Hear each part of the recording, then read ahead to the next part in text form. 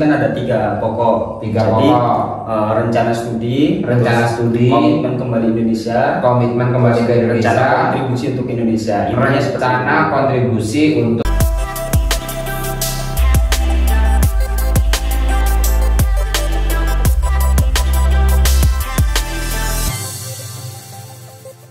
Halo sahabat juara, bertemu lagi dengan saya Imam Mahmud dan di samping saya Kak Andi Adam Rahmanto. Pada kesempatan kali ini para sahabat juara bertemu lagi di channel Arena Lomba, berbagi informasi untuk Indonesia berprestasi. Nah sahabat juara, pada kesempatan kali ini kita akan membahas tips menulis esai LPDP agar para sahabat juara itu yang mendaftar beasiswa LPDP itu lolos. Bagaimana tips dan triknya? Kita langsung bertanya kepada Kak Andi Adam Rahmanto yang kebetulan Kak Andi ini lolos beasiswa LPDP ya Kak ya? Betul. Nah pada tahun 2022 kemarin. Jadi para sahabat juara tentu saja ini masih fresh ya ketika kita tanyain. Nah kita akan bertanya-tanya tips menulis beasiswa LPDP. Sebenarnya kalau beasiswa LPDP itu yang isinya yang dituliskan itu apa aja Kak? Secara garis besar itu. Pada intinya secara garis besar itu kita menuliskan ada tiga pokok. Jadi rencana studi, komitmen kembali Indonesia, ke Indonesia, rencana kontribusi untuk Indonesia. Rencana kontribusi untuk Indonesia. Jadi yang pertama itu ada komitmen untuk kembali ke Indonesia. Itu yang pertama. Yang kedua, terus rencana studi. Ya, betul. Terus yang ketiga, kontribusi untuk Indonesia. Nah, kalau Kak Andi sendiri dulu waktu belajar menulis esai pas pertama kali ya nih, ini gimana cara belajarnya Kak Andi? Kalau untuk belajar menulis esai itu sepertinya tidak ada hal yang sakit ya, tidak ada hal yang baku, tetapi tidak ada aturan baku tidak ada aturan baku, tetapi untuk mencari referensi tentunya kita bisa menanyakan dengan yang sudah lolos tahun-tahun berikutnya sebelumnya. Kita menanyakan bagaimana isi esai tersebut, mungkin dari bagaimana pembukaan, terus paragraf kedua, ketiga dan sampai selesai itu kita bisa melihat dari referensi yang sudah pernah lolos gitu. Yang sudah pernah lolos untuk beasiswa LPDP. Itu beasiswa LPDP. Nah itu kalau Kak Andi sendiri waktu nulis esai itu berapa waktu yang dibutuhkan? Untuk menulis esai saya itu sekitar 5 hari. Karena menulis esai ini kan membutuhkan kita seperti mengilas balik tentang apa yang telah kita lakukan selama kuliah. Mungkin dari jenjang pendidikan, bahkan jenjang pendidikan itu dari kita TK itu juga kita bisa utarakan di esai tersebut. Nah jadi untuk menulis itu kan kita perlu mencari hal-hal yang bisa menunjang kita, tentunya bisa menguatkan untuk argumen-argumen kita, untuk menguatkan bagaimana kita ini bisa bersaing dengan peserta yang lainnya. Jadi membutuhkan waktu sekitar 5 hari untuk saya menulis esai tersebut. Untuk menulis esai sekitar 5 hari ya. Nah itu pas menulis esai itu di tahap pendaftaran awal berarti? Betul sekali. Jadi esai ini hal yang diminta oleh pihak LPDP ketika kita melakukan pendaftaran. Salah satu syarat administrasi untuk kita melakukan pendaftaran di LPDP. Oke. Nah itu berapa kata? Untuk katanya maksimal 2000. Dan waktu itu Kak Andi berapa ribu kata yang 1900 sekian. Jadi hampir 2000 ya. Dan itu menceritakan tentang paragraf pertama Kak Andi menceritakan tentang biodata. Esai tersebut tentunya kita harus mengutarakan bagaimana biodata kita, bagaimana background pendidikan kita, terus nama lengkap kita, tempat lahir kita, tempat tanggal lahir kita, itu kita utarakan di bagian pertama. Terus bagian keduanya kita bisa menceritakan tentang hal-hal apa saja yang telah kita dapatkan, misalnya seperti perlombaan atau mengikuti kegiatan atau pernah aktif organisasi, itu bisa kita utarakan setelah paragraf pertama tersebut. Terus selanjutnya paragraf berikutnya tinggal menyesuaikan dengan kebutuhan kita.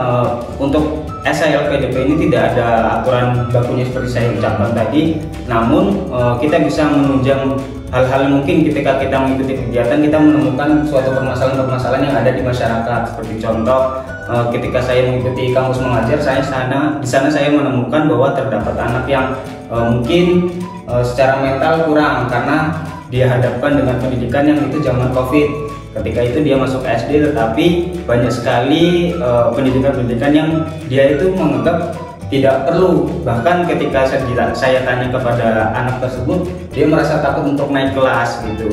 Jadi kan ketika hal-hal seperti itu kita dapatkan di masyarakat, kita bisa utarakan di LPDP, di membuat essay LPDP itu bagaimana cara kita dan rencana kita untuk mengatasi hal tersebut tentunya bisa kita utarakan juga di situ. Seperti itu. Oke, seperti itu. Jadi kalau misalnya itu ditulis esainya kurang dari 2000 kata, misalnya 1000 atau 800 kata, itu mempengaruhi nilai nggak? Mempengaruhi, karena ada batas minimal dan maksimal. Oh, ada batas minimal dan maksimalnya. Jadi kalau bisa ya dimaksimalkan ya tulisannya gitu ya. Nah itu untuk tulisan ejaan dan lain sebagainya menggunakan bahasa yang baku ya Kak? Menggunakan bahasa yang baku, tapi bisa disesuaikan dengan bagaimana kita, karena esai ini bagaimana cara pihak LPDP bisa tahu gambaran tentang diri kita. Jadi kita menggambarkan diri kita di esai tersebut, apa saja yang telah kita lakukan, apa saja yang kita punya, apa yang telah kita dapat di mungkin perkuliahan atau di sekolah-sekolah, misalnya juara-juara lomba, makanya kita utarakan di situ, tapi menggunakan bahasa yang sopan, namun tidak terlalu baku. Oke. Nah itu nanti kalau misalnya pas lolos di tahap penulisan esai, nanti pas diuji nggak waktu di wawancara? Betul sekali, karena ketika kita wawancara, hal yang mendasar yang menjadi dasaran untuk pihak LPDP bertanya kepada kita adalah esai tersebut. Jadi apa saja yang kita tuliskan di esai tersebut tentunya harus kita tuliskan dengan jujur, karena ketika nanti kita mengada-ngada, kita membuat hal yang mungkin tidak pernah kita lakukan, nanti ketika wawancara itu bisa diketahui gitu, karena pihak wawancara kan tentunya tidak orang-orang yang biasa saja, tentunya kan mesti ada orang-orang yang profesional di bidangnya. Seperti itu teman-teman untuk tips menulis esai di LPDP ini. Intinya apa yang Kak Andi contohkan seperti tulisan esai ini bisa dijadikan sebagai panduan awal, tapi sahabat juara itu jangan mencontek sama persis lah ya. Sekali. Bahkan jika kita mencontek sama persis itu otomatis dapat dikatakan otomatis tidak diterima, langsung dinyatakan gugur. Kalau kita ketahuan mencontek esainya itu ya. Esainya. Iya. Jadi Kak Andi waktu menulis esai itu ada bimbingan nggak, mentor gitu? Untuk bimbingan tentunya saja saya mempunyai mentor, karena di kakak tingkat saya di program studi itu ada juga yang lolos LPDP. Jadi kan saya bisa tanya-tanya dengan dia terkait dengan apa saja yang harus saya tulis di sini. Terus hal lain juga saya karena ada rekan organisasi dan dia juga lolos LPDP di tahun yang sama, tapi periode 1, jadi dia juga bisa menjadi mentor untuk saya menulis esai tersebut. Oke, jadi tetap ada mentor. Tapi Kak Andi kalau misalnya ini ada teman-teman nih sahabat juara yang pengen daftar LPDP dan pengen tips menulis, Kak Andi bersedia nggak jadi mentornya? Bisa saja. Bisa menghubungi Kak Andi di mana? Di Instagram. Alamatnya @andiadamr. @andiadamr. Teman-teman sahabat juara bisa cek nanti Instagram Kak Andi di sini ya. Jadi nanti ada akun Instagram Kak Andi atau di deskripsi nanti saya cantumin ketika teman-teman semua pengen cerita tips menulis esainya aja gitu lah ya.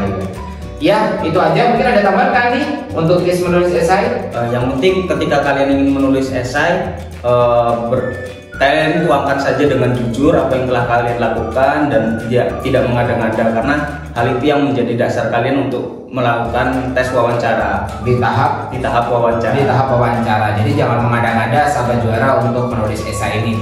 Tips paling utama jangan mengada-ngada, harus jujur dengan apa yang sahabat juara lakukan gitu ya Kak Andi ya.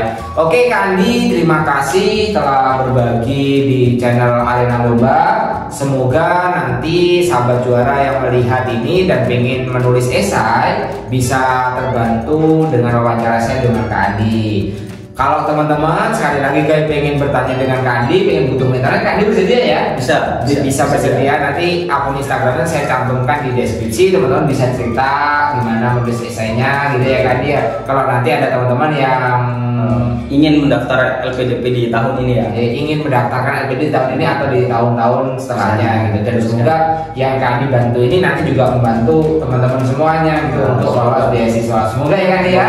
Baik, itu saja yang bisa dibagikan saya dengan Kak Andi, saya sebagai wawancara dan Kak Andi sebagai seorang yang menurut saya hebat banget ini Kak Andi udah lolos BSNPTB dan mau berbagi untuk para sahabat juara. Oke, terima kasih teman-teman semuanya. Jangan lupa untuk like, share, dan komen. Bye-bye.